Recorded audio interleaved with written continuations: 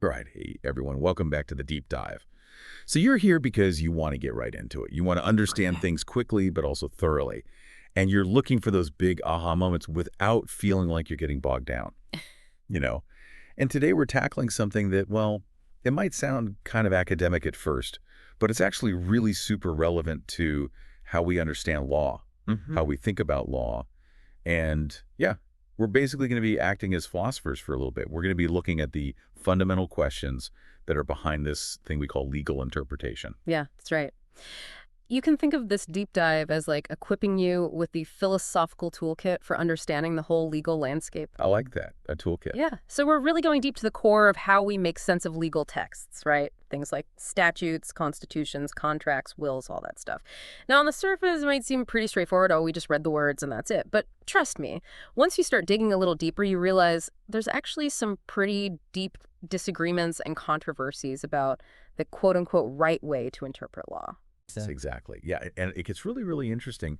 And our mission in this deep dive is to really get to the bottom of this whole question of what is legal interpretation actually trying to achieve? What's the goal? What's the point? What are we trying to find?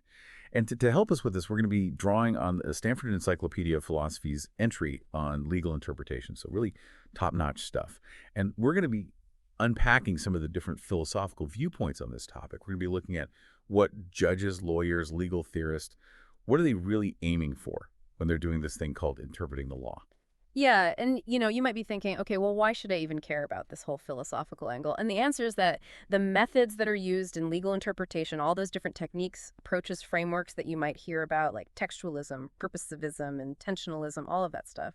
Well, the way those methods are used, and even which ones are considered valid, totally depends on what we think the goal of interpretation is in the first place, Right. right? So the how depends completely on the what. Yeah, that's a great point. Okay, so let's dive into that. What is legal interpretation fundamentally seeking to do? Is it just about looking up the dictionary definition of the words? Is it about finding like the fairest or the most efficient way to solve a dispute that ends up in court?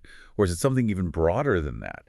Is it about understanding how a specific law or a specific legal provision fits into the larger system of law, the big picture of our legal system? Well, let me ask you this.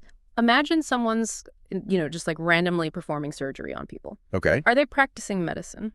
I mean, I would say no. Exactly right. And that's because medicine has a defined aim. It's to heal, to cure, to treat illness. Right. So the aim itself actually defines that activity. Yeah, it gives a meaning. Exactly. And in a similar way, legal interpretation, it has to have some inherent purpose, some point to it, right? Otherwise, it's just kind of like playing with words. And that purpose shapes what legal interpretation actually is. Right. It's not just reading words on a page and saying, okay, yeah, I got it. Exactly. Now, you might think, okay, well, interpretation only really happens when the legal answer isn't obvious, when there's some kind of ambiguity in the law. Right. But that idea doesn't really hold up under scrutiny.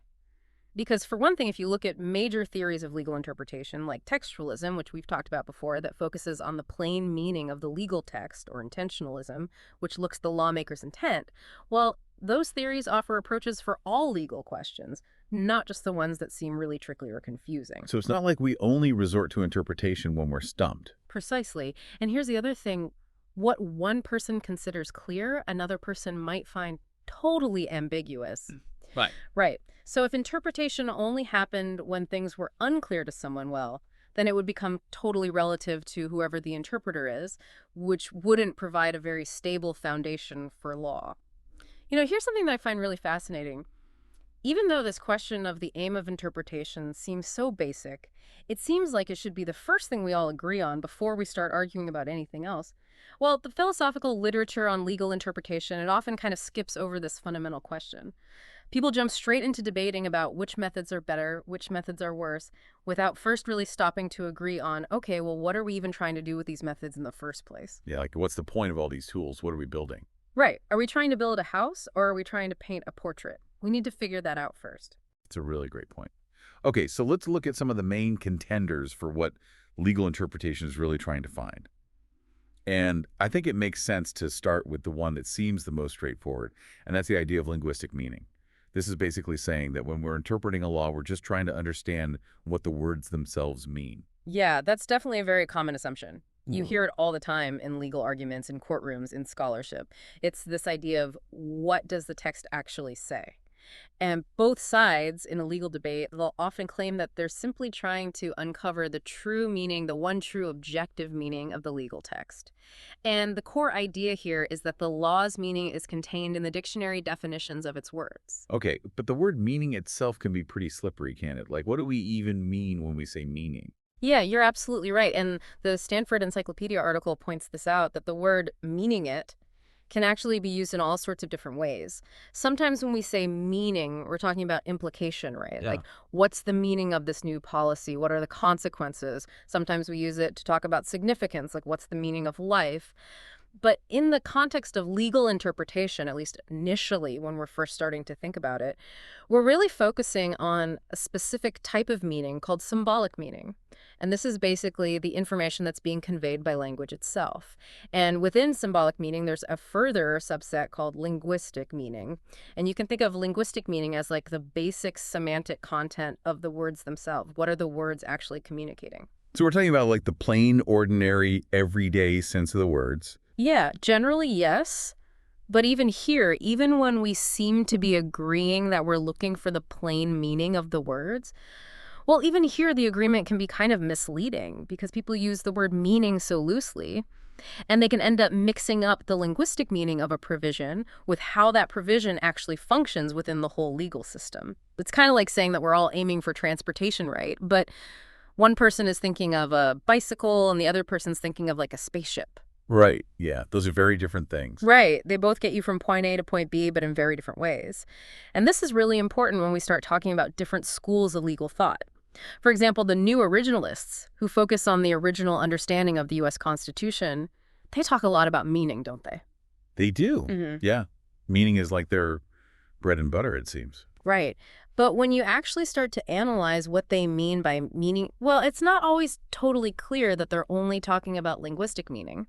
Sometimes they seem to be more concerned with the legal norms or principles that people at the time of the Constitution's adoption would have understood the text to establish. So it's not just about the dictionary definition, it's about the broader legal context. Exactly. And that brings us to a really crucial distinction that we have to make between the linguistic meaning of a legal provision and its actual contribution to the body of law. These two things can be very different.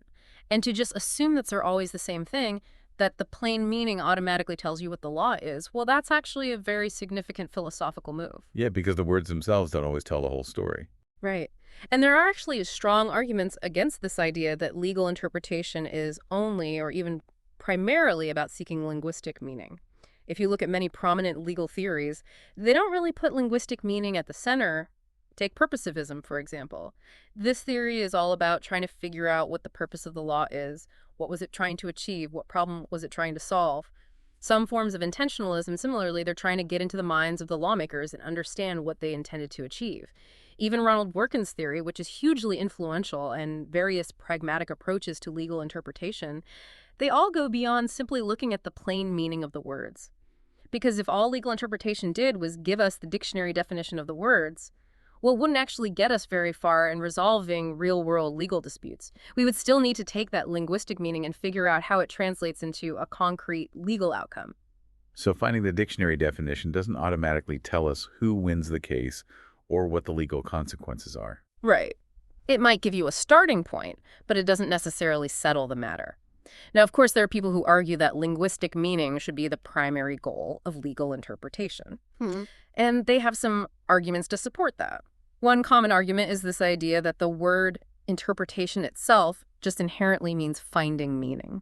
So they're saying it's a matter of definition. So it's like a tautology. They're saying interpretation is about finding meaning. Yeah. And meaning is what interpretation is all about. Exactly. But as philosophers, we have to push a little bit harder on these kinds of claims. We have to ask, okay, well, does interpretation always and everywhere mean finding linguistic meaning? Think about what it means to interpret a piece of art, a painting, a song, a dance. Right. There's meaning there, but it's not necessarily just about decoding words. And another argument that people make is that legal interpretation is really just a type of linguistic interpretation. They're saying it's all about language. But that kind of argument, well, it assumes the very thing that we're trying to figure out. It assumes that legal interpretation is all about finding linguistic meaning, which is the very question that's up for debate. Yeah, it's circular reasoning. Okay, so if it's not just about the words themselves, What else could legal interpretation be aiming for? And the Stanford Encyclopedia article brings up this idea of what they call the correct resolution of disputes. So this is basically saying that the main goal of interpreting the law is to figure out how to settle legal disagreements. Yeah, exactly.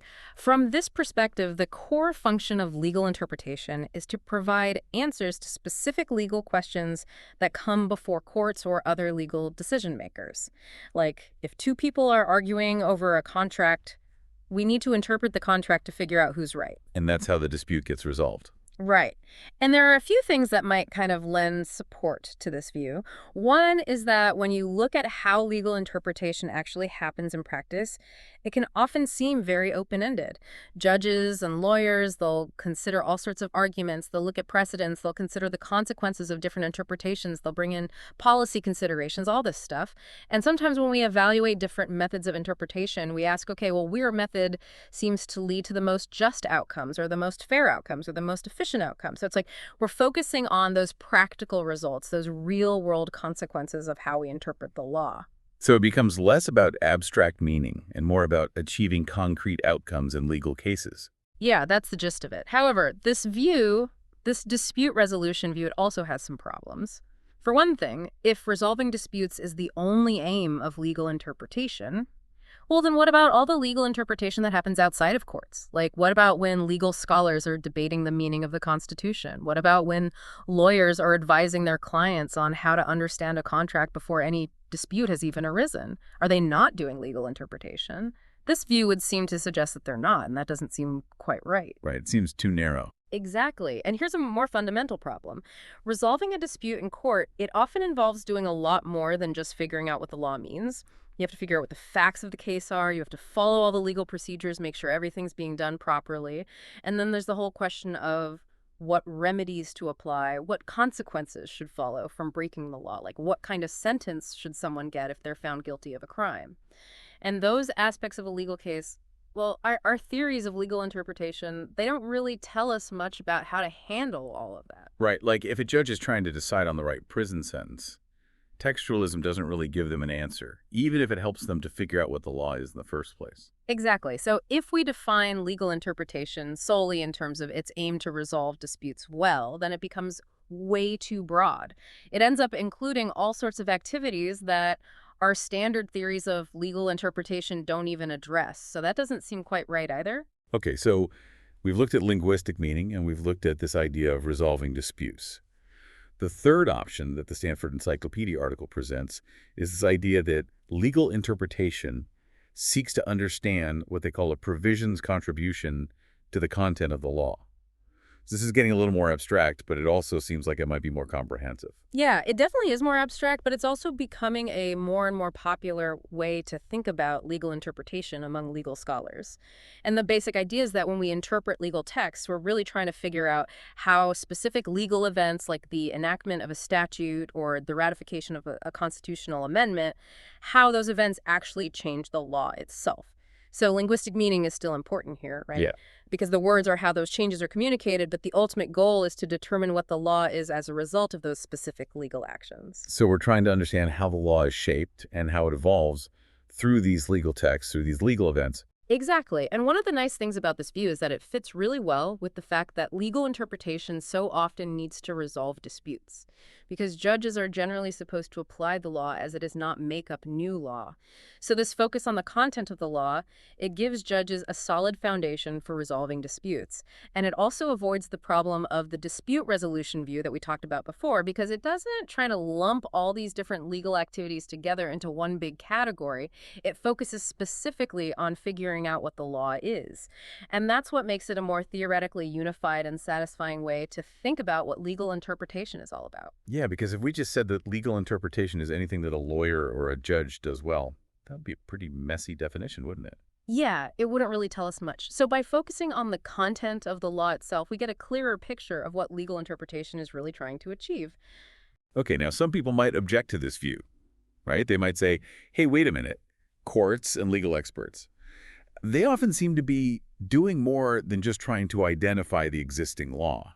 They're making arguments about how the law should be interpreted, or they're trying to achieve certain policy goals. That's a fair point. There's definitely a lot of that going on.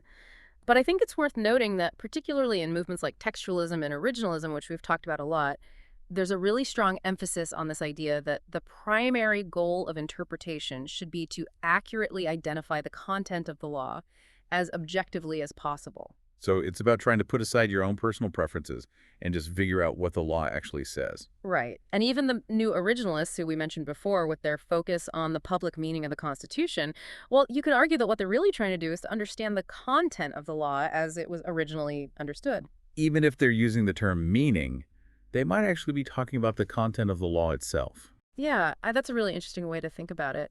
And their focus on how a reasonable person at the time of the Constitution's adoption would have understood the text well, that could be seen as an attempt to figure out what legal rules were actually established back then. Right. What was the content of the law at that specific moment in time? Yeah. Now, some people might also worry that this view of legal interpretation, this focus on the content of the law, it kind of blurs the lines between interpreting the law and creating new law. That's a common concern. People worry that if we're not just sticking to the plain meaning of the words, then we're giving judges too much power to basically invent their own law. Right. Like, where do we draw the line?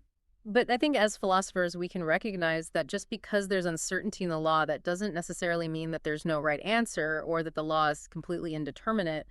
There can still be a real effort, a genuine objective effort to try to understand what the existing legal framework actually is. Even if it's messy, even if it's complicated. Right. Okay, so we've explored these three main philosophical answers to the question of what legal interpretation is really trying to do. And it seems like this idea of understanding a provision's contribution to the content of the law, that seems like the most promising, the most robust, the most satisfying way to think about it. I think so too. Now let's bring it back to this idea of acting as philosophers, which we talked about at the beginning. Yeah. How do these different views on the aim of legal interpretation connect to those deeper philosophical questions about law, about language, about authority? This is where things get really interesting. Because these debates about what legal interpretation is trying to achieve, these aren't just like little academic squabbles among law professors. They're actually tapping into some really deep philosophical questions about the very nature of law itself. What is law? Is it just words on a page, or is it something more than that? How does language function in creating legal rules and communicating legal rules? And what is it that gives legal texts their authority? Where does that authority come from? When we debate whether legal interpretation is about finding the linguistic meaning or resolving disputes or figuring out the content of the law, well, we're actually grappling with those really deep philosophical questions. So by understanding these different philosophical viewpoints on the aim of legal interpretation, we can actually approach legal arguments and legal decisions and even just like news stories about the law with a much more critical and nuanced perspective. Absolutely. We start to see the underlying assumptions that are at play about the nature of law and language. We can understand why different interpretive methods are favored by different people, and we can start to see what their ultimate goals are. What are they really trying to achieve? And that allows us to have a much richer and more informed and more insightful understanding of how law works. Okay, so I think a big takeaway from this deep dive is that this thing that we call legal interpretation, it might seem simple on the surface, like, oh, we're just reading the law and applying it, but it actually rests on some pretty deep and often contested philosophical foundations. Yeah, absolutely. And we've looked at three main contenders for what we might call the constitutive aim of legal interpretation, the goal, the purpose, what's it all about. And those three contenders were discovering the linguistic meaning, achieving the correct resolution of disputes, and understanding a provision's contribution to the content of the law. And as we've discussed, that third one that seems to offer the most compelling, the most comprehensive framework for thinking about what legal interpretation is really up to. Yeah, I think so too. So here's a final kind of philosophical puzzle for our listeners to ponder. If legal interpretation is really fundamentally about understanding how legal texts contribute to the law as a whole, well, what does that tell us about the nature of law itself? Is law just a collection of words, or is it something more abstract? Is it something more dynamic? And how do our own philosophical assumptions about the world, about morality, about justice, how do those shape our understanding of what the law is? Ooh, that's a great question. Right. So these are the kinds of really big, profound questions that start to come up when we take that step back, when we put on our philosopher hats and we start thinking about law from this deeper perspective. Yeah, and I think that's what makes this whole topic so fascinating. Yeah, absolutely. So we encourage all of you listening to keep these questions in mind the next time you encounter legal discussions, whether it's in the news or in your own lives, or maybe even just in casual conversations. By engaging with these fundamental philosophical questions, you can gain a much richer understanding of the legal world all around you. Yeah, absolutely. Well, that brings us to the end of our philosophical deep dive into legal interpretation. And, we've really scratched the surface here. There's so much more to explore. Oh, yeah, tons. And maybe in future deep dives, we can dig deeper into some of the specific methods of legal interpretation, like textualism, intentionalism, purposivism, all those fun things. But now that we have a little bit of a better grasp on what those methods are actually trying to achieve. Yeah, that's a great idea. We can compare and contrast them, see how they stack up against each other. Exactly. But until then, keep thinking like a philosopher, everyone. And we'll see you on the next deep dive.